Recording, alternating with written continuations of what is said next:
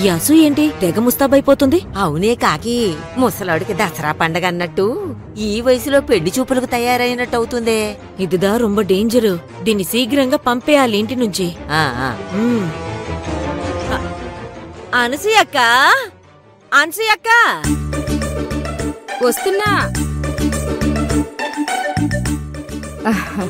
ఏంటి కాకి, బోనాలకి వెళ్దామని పిలుస్తున్నావా? నేను రెడీగానే ఉన్నాను.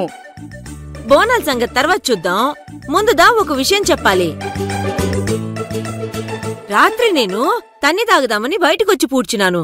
నీ రూమ్ లోంచి మాటల్దా వినిపించినాయి. ఏంటా అని దగ్గరకొచ్చి చూస్తున్నాను. నువ్వు మోహిని మోహిని మోహిని అని కలవరిస్తున్నావు. నేను కలవరించానా? నాకు అలాంటి అలవాట్లు లేవు. అయ్యో నిజం అనసూయక్క. నేను మా పెద్దమ్మకు కూడా చూపించాను. మా పెద్దమ్మని అడుగు, చెప్పేదమ్మా. అవునవును, నువ్వు మోహిని మోహిని అంటుంటే ఏదో దెయ్యం పేరు కలవరిస్తున్నావు అనుకున్నావు. అది నీ కోడలి పేరని తర్వాత తెలిసిందమ్మా. ఏంటత్తయ్య మీరు చెప్పేది? అనసూయ కలవరించడం ఏంటి? అవును భువనా, అనసూయ తన కోడల్ని బాగా మిస్ అవుతున్నట్టుంది. నిద్రలో కూడా తన పేరే కలవరిస్తుందమ్మా. ఆమా అన్నీ, రాత్రి మోహిని నేనిక్కడ ఉండను, ఏదో భువన కోసం దా వస్తిని, నీ చికెన్ కర్రీ చేపల పులుసు మిస్ అయిపోతున్నా అని ఒకటే గోల. టింగ్ టింగ్. అబద్ధం అబద్ధం, నేను అలా కలవరించలేదు. అలా కలవరించలేదా? అయితే రొయ్యల కూర మటన్ కర్రీ కావాలని కలవరించావా? నువ్వు కలవరించకపోతే అక్క, నీ కోడల పేరు మోహిని అని మాకెలా తెలుస్తుంది? నా కోళ్ళ పేరు వీళ్ళకెలా తెలిసింది? నేనేం చెప్పలేదే. నీ గురించి మొత్తం తెలుసుకున్నావమ్మే. అనసూయ, నీ బాధ నాకు అర్థం అవుతుంది. కోడల్ని కూతుర్లా చూసుకునే నీలాంటి అత్తగారు దొరకడం నీ కోడల అదృష్టం కది తల్లి. అవును అనసూయక్క, మా అన్ని కష్టాల్లో ఉందని చూడ్డానికి వచ్చావు గాని నీ మనస్సంతా కోడల దగ్గరదానే ఉంది. అవును అనసూయ, వచ్చావు, చూశావు, వెళ్ళి నీ కోడలితో సుఖంగా ఉండు తల్లి. మా తిప్పలేవో మేం పడతాంలే.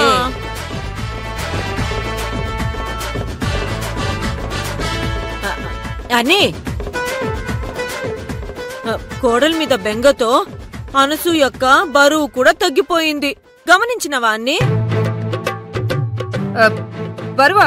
నేను తగ్గిపోయానా? లేదు లేదు. ఆమా అనసూయక్క, నువ్వు శీఘ్రమే బయలుదేరు. అవునమ్మా, నా కోడలు గెంటేస్తేనే కదా ఇక్కడికొచ్చాను. మళ్ళీ ఆ రాక్షసి దగ్గరికి వెళ్తే నా పని అయిపోద్ది. పర్వాలేదులే కాకి, 2 రోజులుండి వెళ్తాను. ఎందుకు అనసూయక్క? కష్టాల్లో ఉన్న అన్నికి మేమందరం తోడుగా ఉన్నాం కదా. నువ్వు హ్యాపీగా బయలుదేరు. ఉండు, లగేజ్ తెస్తాను. ఆగాగు. పర్లేదులే అనసూయ, నీకు వెళ్లాలనిపిస్తే వెళ్ళిపోలే. అది కాదు భువనా, నా కోడలు వాళ్ళు ఏదో ట్రిప్ వెళ్తానన్నారు. వెళ్లారో లేదో కనుక్కుంటాను.